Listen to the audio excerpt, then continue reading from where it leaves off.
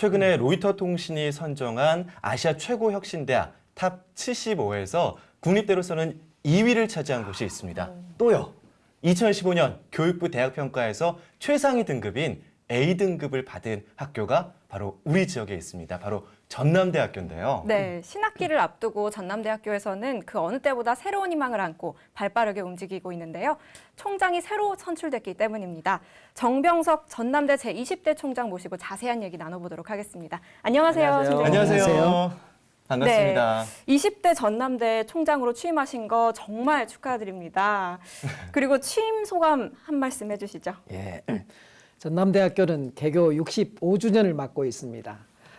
그동안 인류 보편의 가치, 자유와 평화, 인권과 민주를 지켜오는데 크게 이바지해 왔습니다.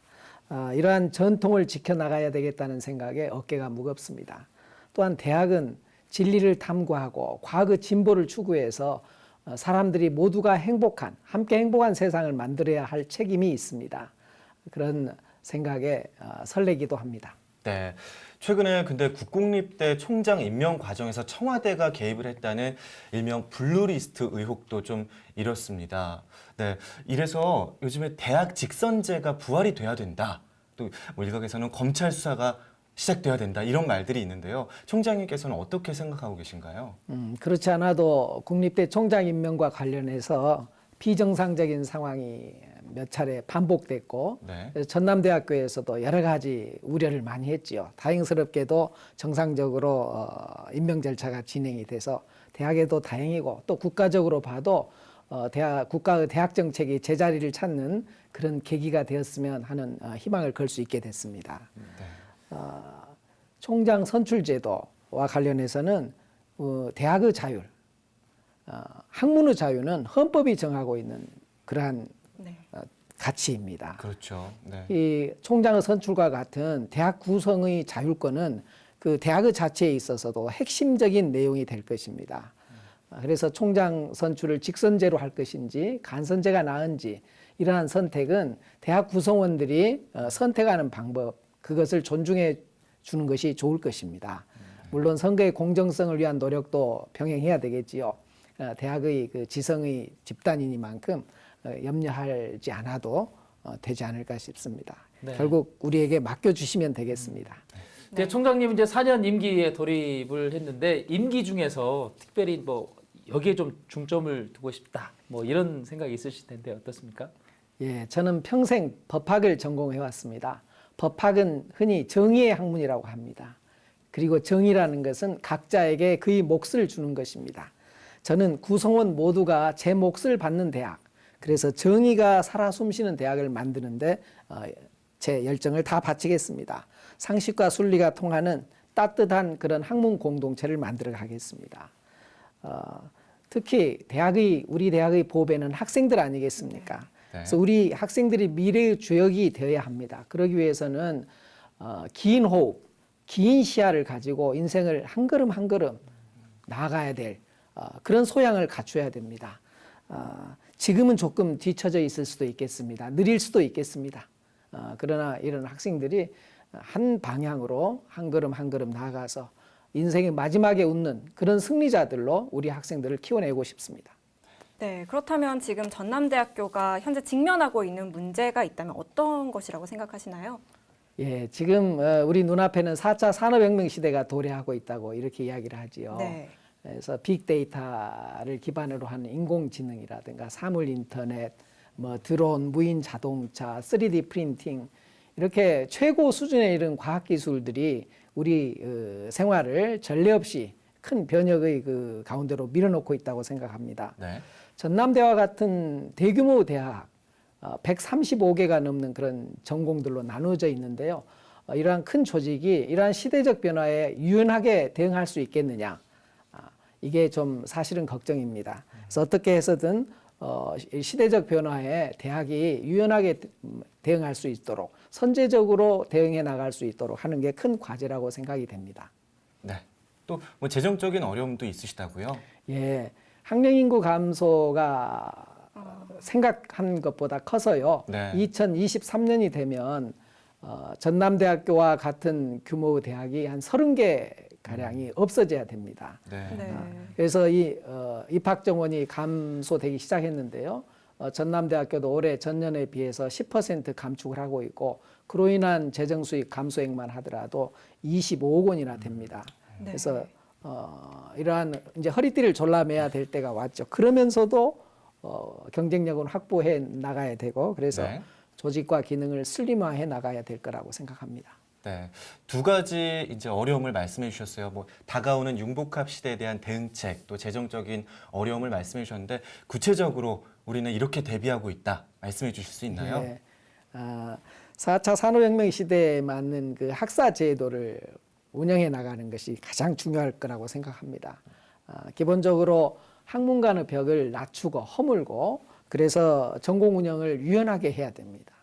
또한 하나의 전공뿐만 아니라 융합적인 공부를 할 수 있도록 융합하는 형태의 전공 운영도 필요할 것이고요. 네. 또 무엇보다도 학생들이 입학 당시에 선택했던 전공에서 얽매이지 않고 자기 적성에 맞는 그런 전공들을 찾아갈 수 네. 있도록 그렇게 돕겠습니다. 필요하면 시대가 요구하는 그러한 새로운 전공 영역도 개발을 해내겠습니다. 네, 전남대학교가 올해로 개교 65년이 되는데요. 사실 이 지역 거점 대학으로서 지역 내에서 역할이 클 것 같아요. 앞으로 저희가 어떤 역할을 기대해 보면 좋을까요? 예, 전남대학교는 광주뿐만 아니라 화순의 의과대학이 있고 여수 캠퍼스도 가지고 있습니다. 지역사회가 발전을 해야 대학이 발전할 것이고 또 대학은 우수한 지식과 기술을 갖고 있기 때문에 대학이 지역사회 발전에 또 이바지를 해야 됩니다. 저는 4년 동안 전남대학교가 지역민의 사랑을 받는 명문으로 우뚝 설 수 있도록 최선의 노력을 다하겠습니다. 우리 지역민들 가정에서 뛰어난 우리 자제분들, 이 지역의 인재로 커나갈 수 있도록 지역 균형 인재 발전법을 제대로 시행할 수 있도록 그렇게 하도록 노력하겠습니다. 또 대학이 갖고 있는 지식과 기술을 이제 지역사회에 환원하는 데도 게을리하지 않을 것입니다. 보편적인 지식과 기술이겠지만 지역산업과 경제가 필요로 하는 그런 내용도 있을 것입니다. 또 학교가 가지고 있는 여러 가지 자원을 지역민들과 공유하는 데도 게을리하지 않겠습니다. 그동안 전남대학교는 광주 전남 지역민들과 한 책 읽기 사업도 해왔고 또 도시 텃밭 또 제공했었습니다. 또 연말이면 송년음악회도 해왔습니다. 이러한 각종 함께하는 그런 문화 행사도 강화해 나가도록 하겠습니다. 네. 네. 보통 이제 대학 가면 뭐 진례상학탑이다 이렇게 얘기를 하는데 요즘 대학은 이제 취업률로 어떻게 보면 평가가 되고 있는 것 같은데 사실 그 청년 실업이 사회적인 문제가 되고 있는데 대학생들이 학문에 이렇게 몰두를 해야 되는데 취업에 더 중심을 두고 공부를 하는 것 같아요. 이런 뭐 어떤 현실적인 상황 속에서 대학의 역할을 우리 총장님 어떻게 보십니까? 예, 방금 말씀하신 것처럼 대학이 당장 취업을 위한 어떤 공장 같은 네. 그런 조직은 아니어야 합니다. 그러나 자제를 4년 동안 대학에 보냈는데 졸업하고 집에서 놀고 있다. 이걸 보는 부모님들의 마음이 어떨까 하는 걸 생각해 보면 네. 저희가 조금도 긴장의 끈을 놓칠 수가 없습니다. 우리가 대학에서 연구의 성과가 논문으로 나타난다면 교육의 성과는 취업 아니겠습니까?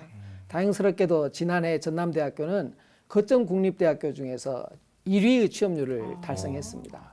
물론 큰 차이가 없고 또 모두가 취업 절벽에 부딪히고 있기 때문에 뭐 여전히 그걸로 만족할 수는 없고 계속 높은 취업률을 유지해야 될 것입니다. 기본적으로 취업을 잘하려면 충실한 대학 시절을 보내야 될 것입니다. 그래서 인간과 사회에 대한 폭넓은 교양을 갖추도록 하고 또 전공 영역에서 탄탄한 전공 소양을 갖춰야 될 것이고요. 네. 또 다양한 현장 체험 등 그런 자율 학습 등을 통해 가지고 사회의 영역, 다양한 영역에 접근할 수 있는 역량도 갖춰야 되고 네. 또 글로벌 시대의 외국어 능력도 갖춰야 되고 이제 이게 기본이 될 것이고 또 일찍부터 대학 1학년 들어왔을 때부터 인생의 미래를 설계할 수 있도록 도와주고 또 졸업할 때가 되면 취업에 실제로 필요한 그런 경쟁력도 갖춰주고 게을리하지 않을 것입니다.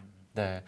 조금 전에 또 취업률이 전남대가 상대적으로 높다는 말씀을 해주셨는데 그럼에도 불구하고 요즘 많은 학생들이 지방에 있는 학교보다는 서울이나 수도권에 있는 학교를 선호하는 것 같아요. 전반적으로 전남대가 경쟁력을 갖추기 위해서 이제 구체적으로 또 어떤 계획을 세우고 있다 그런 것도 있으신가요? 예.